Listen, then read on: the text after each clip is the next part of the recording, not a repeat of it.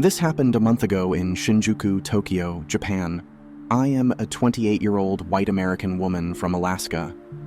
I am slightly above average height for a woman my age, and I am by no means tiny, though I'm not particularly fat or buff either. My point of mentioning that is that I wouldn't be an easy target to just scoop up and kidnap. I also have a lot of distinctive identifying features. My waist-length hair is currently half blonde, half dark brown, and I have visible tattoos all over my upper body, including on both arms. Last month, I was in Japan for 2.5 weeks with my fiancé and some family and several of our mutual friends. The whole group was about 12 people. I speak Japanese fluently, and I am a well-traveled person and consider myself to be pretty street smart, able to take care of myself. So while I did not wander off alone much on this trip, I wasn't concerned if I did have to go somewhere by myself. It was Friday night during Golden Week in Tokyo, the day before we were leaving to come back to the States, and our group was going to go out drinking on our last night.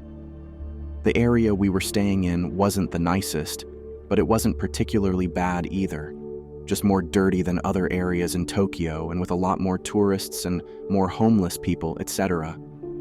Each night when we would go out, the men in our group would be openly propositioned by prostitutes, and there were often people just passed out on the streets, things like that. So on the last night, we were all going to meet up in front of our hotel, a large, nice hotel in the main city center, to go out, and I happened to be the first person there. Now, while I wasn't with my group of people that I know, I was by no means alone. There were hundreds of people around as this was a very populated area, and I was standing on the sidewalk in front of the hotel. A man suddenly approached me, and the first thing that put my guard up was how close he got to me. Again, this was a crowded area, but by no means crowded or noisy enough that he needed to be 5 and away from my face, which he was. He was black and looked to be around my age, probably between 25 and 35. He immediately started asking me questions, and I got more suspicious and on edge with each one. This is how the conversation went. Stranger. Hello, where are you from? Me. I'm from Alaska. Stranger, visibly excited, crazed look in his eyes. Ooh, American? Me. Yes, where are you from? Stranger. Ghana. Are you here alone? Me. No, I'm with about 15 people, including my husband and my dad. They're in that shop right there. In reality, I was with 12 people, including my fiancé. My dad was not there, and none of the group was in the nearby shop. Stranger. What hotel are you staying at? Me. I don't know the name of it. It's across the city.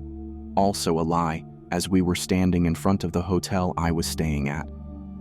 Stranger. How old are you? Me. 35. Also a lie.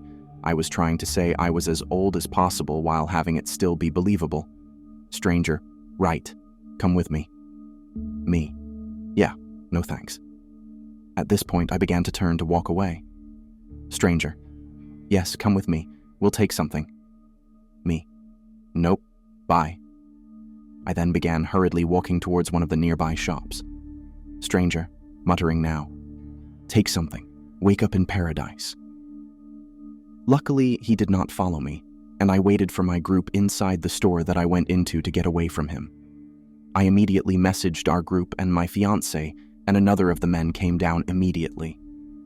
This incident was particularly scary because a couple of the people on the trip with us don't have a radar for this kind of thing.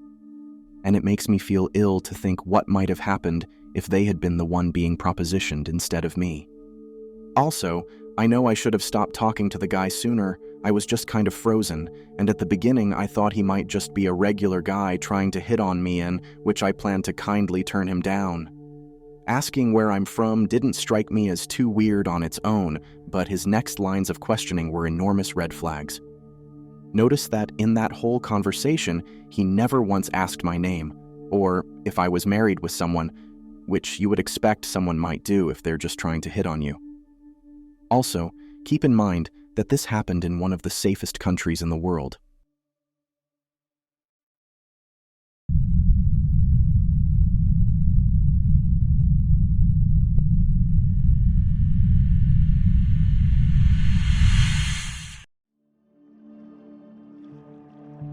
I usually get over creepy encounters fairly quickly, but this one was quite different from the rest.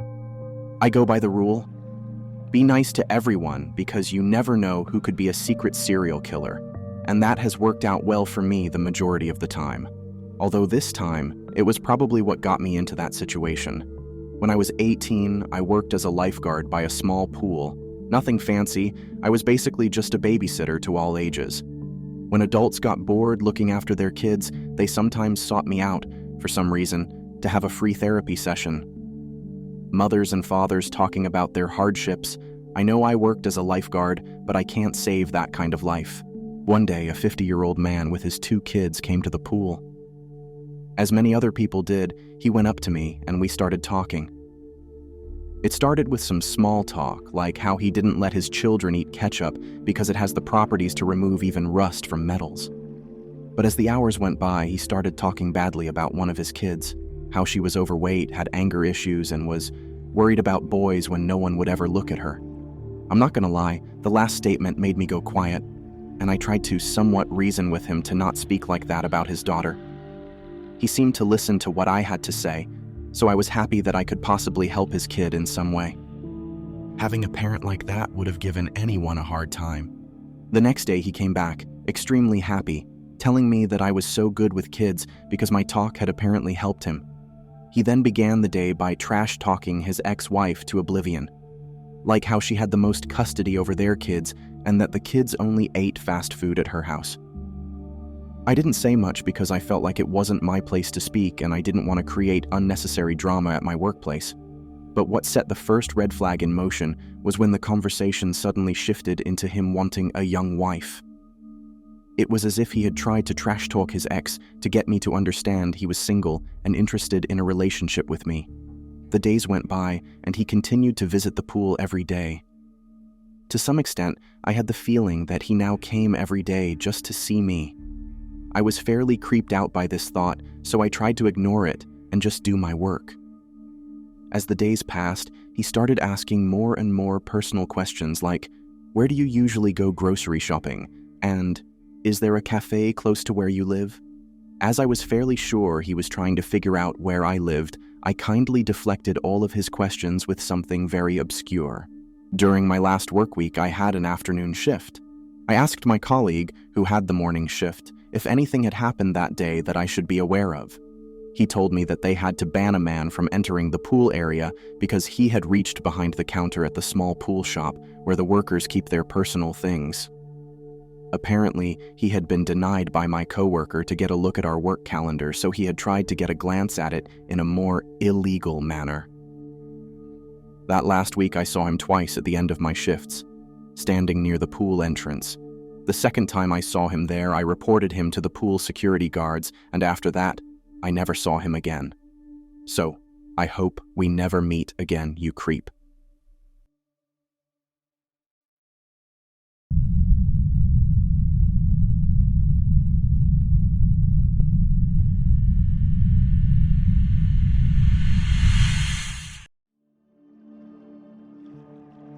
This story kind of creeped me out. It happened about 9 years ago and sometimes comes to my mind. It creeps me out. So I was on an adult dating site, one of the fetish types. I know, don't judge me. I was just looking for some fun. Anyway, I was stupid and gave out more information than I should have. I was chatting with a guy. He had asked me at some point what I did for work. At the time, I was working at McDonald's, so I told him. He asked which one. I stupidly told him which one. We chatted off and on. We hadn't been chatting for too long. I also stupidly gave him my phone number at some point. He would talk about how he wanted to meet me on my break and have some fun on my break. I told him no thanks. I don't bring my lifestyle to my job. Anyway, I checked my messages just before I was due to clock out of work. Luckily, I did. He mentioned that he was at my job and told me what he ordered. I think it was the Big Mac meal. I was like, okay, well, don't expect me to do anything with you. I'm not interested. He then got upset and wasn't accepting that I wasn't interested. I was also scared because I had sent him a face picture of myself, but I had never received one from him. I really wasn't too interested in him, so I decided I didn't need a face picture since I likely wasn't going to meet up with him. His interests weren't what I was looking for, and I have a hard time straight up saying I'm not interested and just slowly started to ghost whoever I had no interest in. Now, luckily, I hadn't told him my work schedule, so he didn't know that I was about to clock out. So, after clocking out, I told one of my managers that I was on a dating site, and some guy just showed up to my work and I have no idea what he looks like, and that I was going to hang out in the back in the break room for a bit. Luckily, she didn't judge me and just was like, "Oh, okay." So I waited about half an hour before I left. I didn't have a car at the time and had to walk home and was afraid he would see me and try to pick me up in his car. Luckily, no one followed me, so I was in the clear. So, creepy guy, let's never meet. I don't think he ever messaged me or I ended up blocking him or something. I don't know if this really is all that creepy, but it creeps me out that some random person just decided that he would show up to my job and expect me to want to meet up with him. So, yeah. Now, I just give a vague response as to where I work now. I don't work in the same town I live in, so it would be hard to pinpoint my exact location. This opened my eyes and made me more aware of the information I give out to strangers.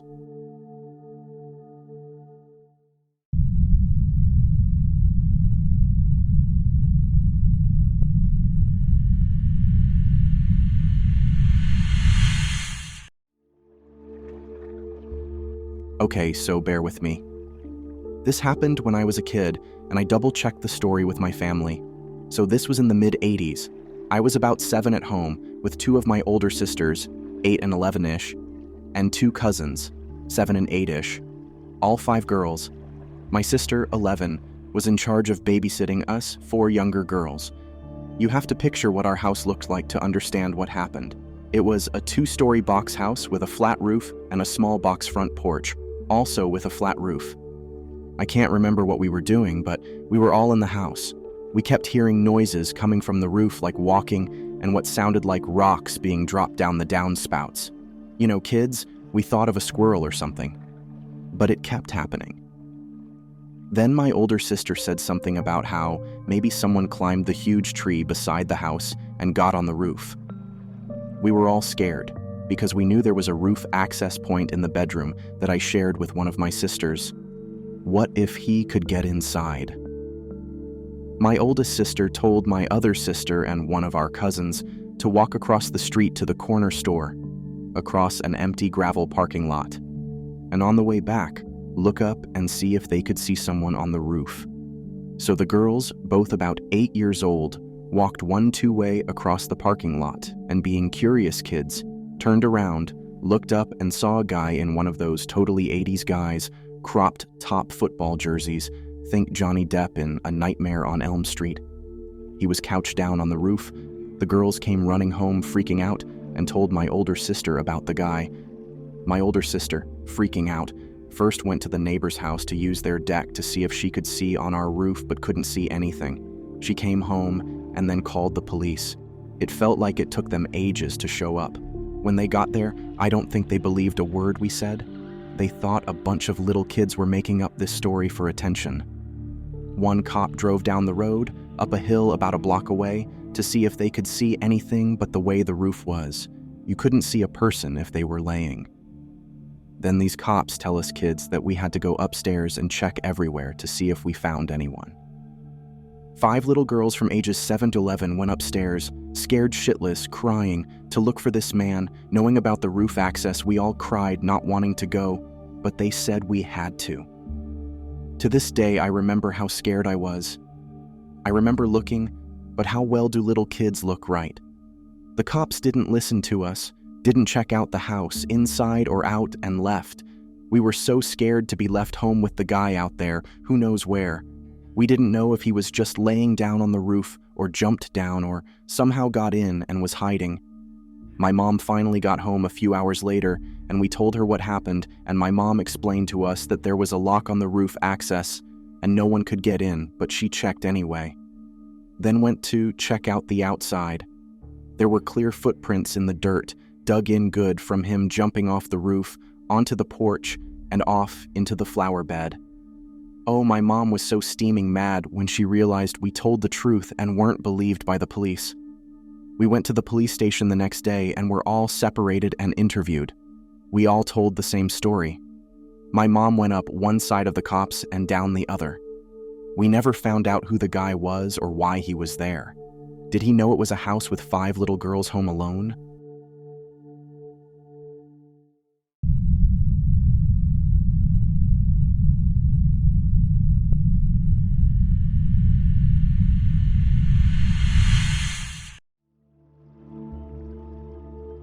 Quite an odd title, I know, but this is the only way I can describe what she meant. This happened a few years ago, right before the pandemic hit.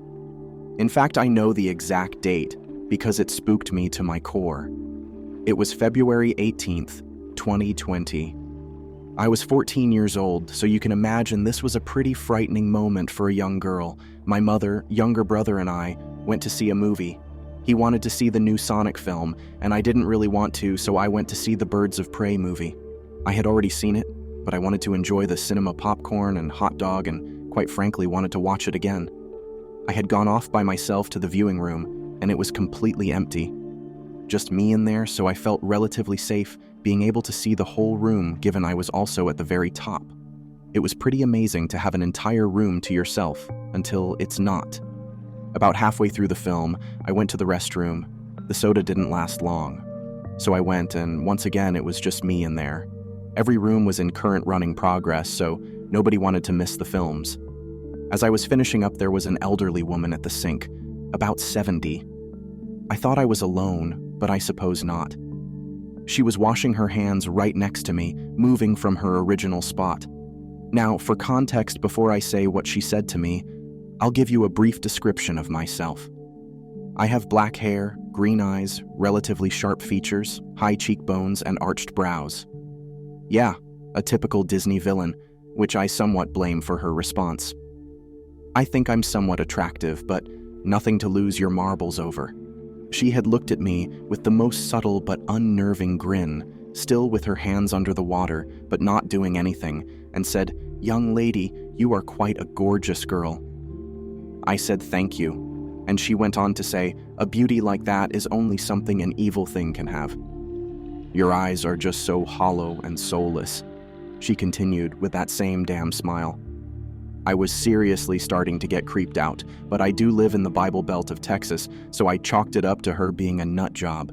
But then she got closer and said, without the smile, "You shouldn't have that beauty." I hurried and left as soon as I possibly could. I did not like being alone with that woman anymore, and I waited outside the restroom where it was populated, but she never came out. After 5 minutes, I went back to the viewing room and was paranoid for the entire rest of the film. I could not get that crazy lady out of my head. Like, who says that to a kid? I seriously considered getting exorcised by a priest after that encounter. After that, I told my mother, and she didn't let me go alone until I was at least 16. Never do I want to see that woman again. I still get paranoid after that anytime I'm alone in a public restroom. In fact, I avoid them altogether. Still don't know what to make of it.